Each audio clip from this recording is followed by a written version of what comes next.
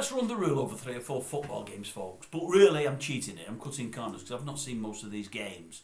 But I've got opinions anyway. You know me. I've always got an opinion. We'll start with earlier in the week. I think it was Thursday-ish. I was out that night. Didn't see the game at all. City and Brighton.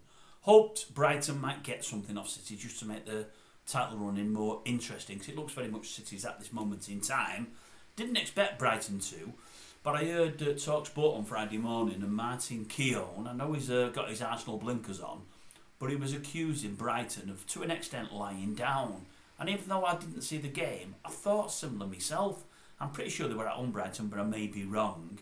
They've been a good team over the last few years. I know they've struggled this year. I know they've lost a few players. My lad said they've had some injuries that I didn't know about. But I wouldn't be expecting City to beat them 4-0 and beat them so early on in the game. I thought it was poor of Brighton, but as I say, didn't see the game. Today's game, Liverpool-West Ham, I thought, would there be a bounce back after the Everton defeat? And I thought, well, there should be. And West Ham in the main are struggling at this moment in time. I heard Bowen was coming back, so he's been injured, but I thought, well, are Liverpool going to put a performance on? Even without today, they're out of the running. They're not going to win the league now because nobody's going to drop enough points for them. They're out of it. But I thought, are they going to try and finish in some kind of a bit of a run, a bit of glory, and try to remember the good times? I mean, you don't want to finish the season on a sour note, going for 4 trophies, winning only 1, the smallest of the 4 trophies, knocked out of everything else, and, having a really, really bad finish to Klopp's reign. Because overall, I mean, he's not won huge amounts, but he has been successful. And although United fans ain't me saying this, he is, I think, a great, great manager and a nice bloke to boot. And I thought, will his players play for him or will they let him down? It ended up 2-2 today, folks. I didn't see the score till gone 3 o'clock. I've been out most of the day.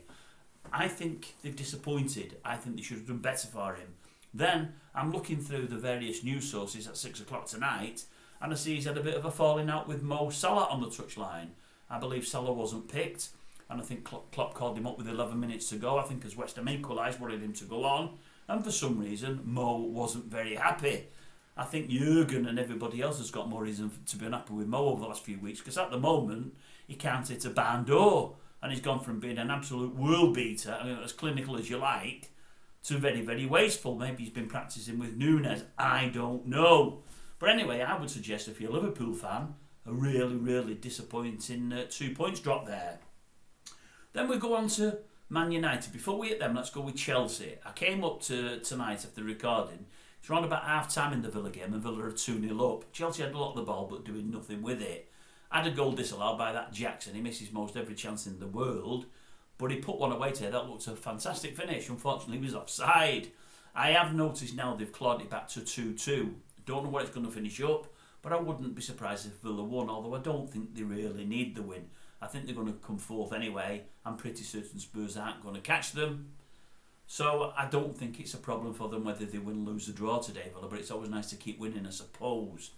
Now tomorrow Arsenal have got Spurs. It should be a hard game. It's at Spurs. It should be really hard. Spurs could really be the team to throw the spanner in the works there. But I would expect Arsenal to win. I just would expect them to win. But we'll see. City against Forest. Are Forest likely to nab them? Are they likely to even get a point? I wouldn't have thought so. City are rolling teams over at the moment. I think they focus again after going out at Champions League. I would imagine they're going to win. Right, to Manchester United. My Manchester United. Watch them today. Absolutely cack. I think Eric now is a dead man walking. I think he's gone. I think his race is run. It probably already was. But that today was woeful. And it's a woeful performance on the back of loads of woeful performances. Burnley played well for Burnley, but everybody's rolling them over, everybody's battering them. In the first half, I mean, with both teams had chances, but I would suggest they have more and more clear-cut ones. And Anna made a couple of really good saves, but some of the finishing was woeful. It makes you realise why they've scored so few goals. But they should have gone in probably at half-time in front. They didn't do. They scored early into the second half, and we go and equalise almost straight away. We had probably more chances than them in the second half, and probably better ones. Some poor finishing from Anthony, poor finishing from Garnacho, went a bit greedy on a few occasions. Wrong passes, wrong, ends of moves, not quite right. We should have beat them. We shouldn't have been letting them come in and draw. We should have beaten them based on the second half. But did we deserve 3 points? No, not really. We're all over the place still at the back. I mean, as I say, you've got the oldest, slowest centre-backs in the world in Maguire and Casemiro. That said, I'm not going to knock Harry. I think Harry's had a good season. I mean, when you consider he was the one that was trying to get rid of at the start of the year, he's probably been our best centre-back this year.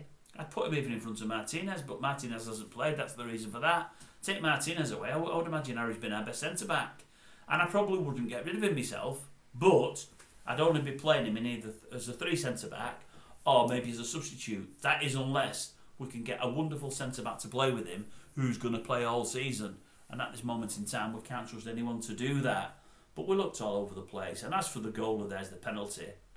Anana, just again, it's woeful. He made 2 good saves early on, but that's woeful. How many times has he come out, tried to knock people's head off, and then given a penalty away? And he did his usual. I said to my lad, well, he's not going to save it. He's going to go that way, the ball's going to go that way, or vice versa. He dives early, hoping he's made the right choice. Everybody knows he dives early. They wait for him to dive and stick it in the opposite corner. I said, so he's not going to save it. And lo and behold, he didn't. You've always got to hope the post or put it over the top.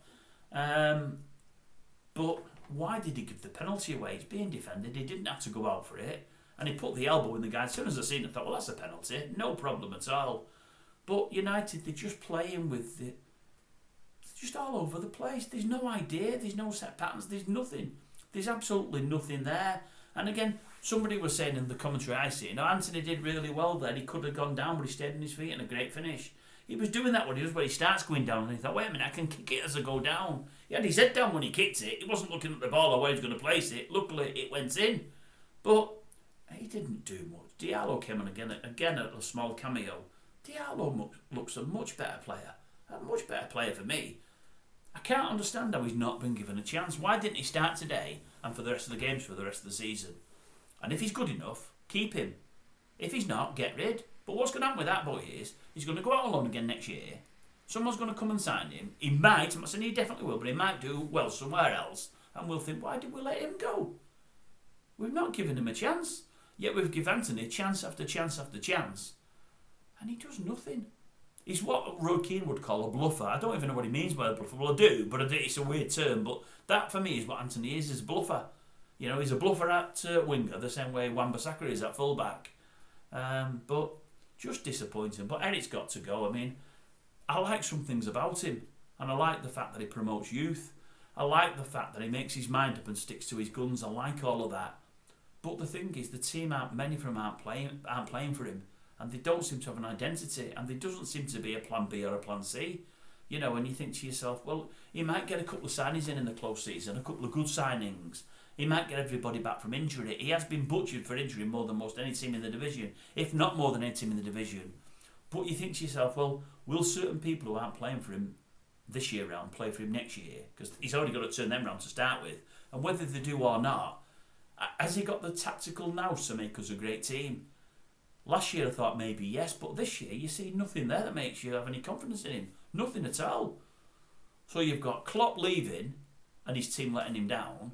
You've got old Ten Hag wanting to stay and his team trying to push him out the door to ensure that he leaves.